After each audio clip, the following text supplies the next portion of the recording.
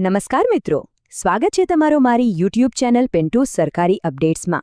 આજે હું તમારા માટે ગુજરાત રાજ્ય વન વિકાસ નિગમ લિમિટેડ તરફથી આવેલી એક બહુ જ સરસ ભરતીની માહિતી લઈને આવ્યો છું। તો ચાલો જરા પણ સમય બગાડ્યા વગર આ તક વિશે વિગતવાર જાણીએ।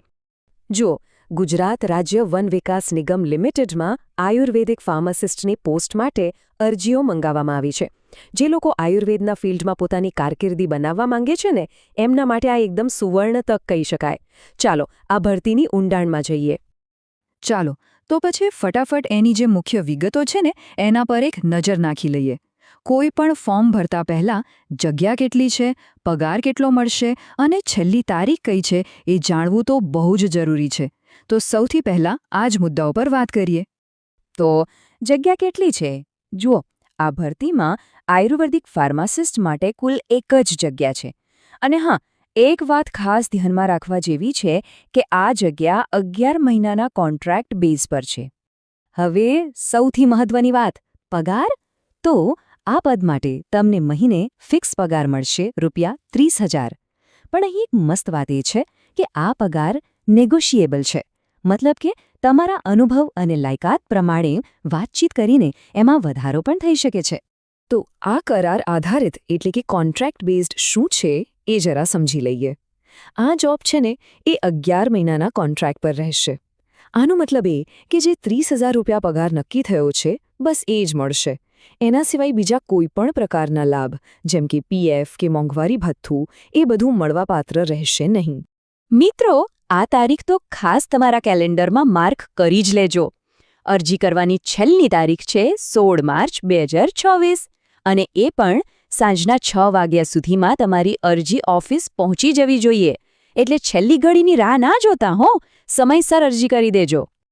ઓકે, તો હવે આગળ વધીએ અને જોઈએ કે આ પોસ્ટ માટે અપ્લાય કોણ કરી શકે છે। મતલબ કે શું લાયકાત જોઈએ, ઉંમર કેટલી હોવી જોઈએ અને અનુભવ કેટલો માંગ્યો છે? ચાલો બધું જ ડિટેલમાં જાણીએ। જુઓ, અહીં શૈક્ષણિક લાયકાત માટે તમને 4 ઓપ્શન આપ્યા છે। તમારે આમાંથી કોઈ પણ એક શરત પૂરી કરવાની છે। પહેલું, તમારી પાસે આયુર્વેદ, સિદ્ધ કે યુનાનીમાં ડિગ્રી કે ડિપ્લોમા હોવો જોઈએ। અથવા તો બીજો ઓપ્શન છે, તમે ફાર્મસી, કેમિસ્ટ્રી કે બોટનીમાં ગ્રેજ્યુએટ હો અને સાથે 2 વર્ષનો અનુભવ હોય। ત્રીજું, જો તમે રજિસ્ટર્ડ વૈદ્ય કે હકીમ છો તો 4 વર્ષનો અનુભવ જોઈશે। અને છેલ્લો ચોથો ઓપ્શન છે, ફાર્માસિસ્ટની લાયકાત હોય અને સાથે 8 વર્ષનો અનુભવ હોય। આમાંથી જે પણ તમને લાગુ પડતું હોય, તમે અરજી કરી શકો છો। હવે વાત કરીએ ઉંમરની। જો તમે જનરલ કેટેગરીમાં આવો છો તો તમારી ઉંમર 35 વર્ષથી વધારે ના હોવી જોઈએ। અને જો તમે અનામત વર્ગમાં છો એટલે કે એસસી, એસટી કે એસસીબીસી તો તમને 5 વર્ષની છૂટછાટ મળશે। મતલબ કે તમારા માટે ઉંમર મર્યાદા 40 વર્ષની રહેશે। ખાલી ડિગ્રીથી નહીં ચાલે હો, બીજી પણ કેટલીક વસ્તુઓ જરૂરી છે। જેમ કે તમારી પાસે ઓછામાં ઓછો 2 વર્ષનો આયુર્વેદિક દવાઓ બનાવવાનો અનુભવ હોવો જ જોઈએ। સાથે સાથે કોમ્પ્યુટરનું બેઝિક નોલેજ અને ગુજરાતી, હિન્દી અને સંસ્કૃત ભાષાનું જ્ઞાન પણ હોવું જરૂરી છે। સારું, માની લો કે તમારી પસંદગી થઈ ગઈ, તો પછી તમારે ત્યાં કામ શું કરવાનું રહેશે? તમારી ફરજો અને જવાબદારીઓ શું હશે એ પણ જાણવું બહુ જરૂરી છે, બરાબર ને? તો તમારું મુખ્ય કામ રહેશે દવાઓની ક્વોલિટી ચેક કરવાનું અને એને વધુ સારી બનાવવાનું। નવી પેટન્ટ દવાઓ તૈયાર કરવી, એના વેચાણ અને ઉત્પાદન માટે જે પણ લાયસન્સ કે મંજૂરીઓ જોઈએ એ બધી પ્રોસેસ તમારે કરવાની રહેશે। આ ઉપરાંત જ્યાં ઉત્પાદન થતું હોય એ જગ્યાને સ્વચ્છ રાખવી, સ્ટાફને ટ્રેનિંગ આપવી, સરકારી ઓફિસો સાથે કામકાજ કરવું અને હા, ઉત્પાદનને લગતા બધા જ રેકોર્ડ સાચવીને રાખવા। આ બધી તમારી જવાબદારીઓ રહેશે। અને હા, જોબ લોકેશન ક્યાં રહેશે? તો આ પોસ્ટિંગ તમને મળશે વડોદરા જિલ્લાના પોર જીઆઈડીસીમાં। એટલે અરજી કરતા પહેલાં એકવાર વિચારી લેજો કે આ જગ્યા તમારા માટે અનુકૂળ છે કે નહીં।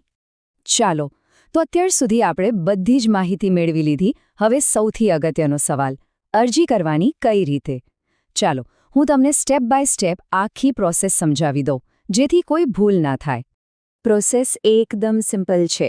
સૌથી પહેલાં તમારે એમની ઓફિશિયલ વેબસાઇટ www.gov gsfdcltd.co.in પર જવાનું છે. ત્યાંથી એપ્લિકેશન ફોર્મ ડાઉનલોડ કરી લો. પછી એને શાંતિથી બધી વિગતો બરાબર ભરી દો. એની સાથે તમારા જે પણ જરૂરી ડોક્યુમેન્ટ્સ છે, જેમ કે ભણતરના, અનુભવના, જન્મ તારીખના પુરાવા, એ બધા જોડી દો. અને છેલ્લે આ આખું ફોર્મ તમે જાતે જઈને કુરિયરથી કે પછી રજિસ્ટર્ડ પોસ્ટથી મોકલી શકો છો. અરે હા, એક બહુ જ અગત્યની વાત. જે કવરમાં તમે અરજી મોકલો ને, એ કવરની ઉપર મોટા અક્ષરે આયુર્વેદિક ફાર્માસિસ્ટની જગ્યા માટેની અરજી એવું લખવાનું ભૂલતા જ નહીં. આ નાની એવી ભૂલના કારણે પણ અરજી કેન્સલ થઈ શકે છે, એટલે ખાસ ધ્યાન રાખજો. અરજી કયા એડ્રેસ પર મોકલવાની છે એ નોંધી લો. સરનામું છે ગુજરાત રાજ્ય વન વિકાસ નિગમ લિમિટેડ, વનગંગા 78 અલકાપુરી, વડોદરા 390007. સ્ક્રીન પર પણ સરનામું છે, તમે શાંતિથી લખી શકો છો. તો બધું પૂરું કરતા પહેલા ફરી એકવાર પૂછું છું, છેલ્લી તારીખ યાદ છે ને? હા, બિલકુલ, 16 માર્ચ 2026. આ તારીખ ભૂલતા નહીં. તો મિત્રો, આ હતી ગુજરાત રાજ્ય વન વિકાસ નિગમ લિમિટેડ દ્વારા આયુર્વેદિક ફાર્માસિસ્ટની ભરતી અંગેની સંપૂર્ણ અને વિગતવાર માહિતી. મિત્રો, દરરોજની સરકારી અપડેટ સૌથી પહેલા મેળવવા માટે અમારું ટેલિગ્રામ ગ્રુપ જોઈન કરો. લિંક ડિસ્ક્રિપ્શનમાં આપેલી છે.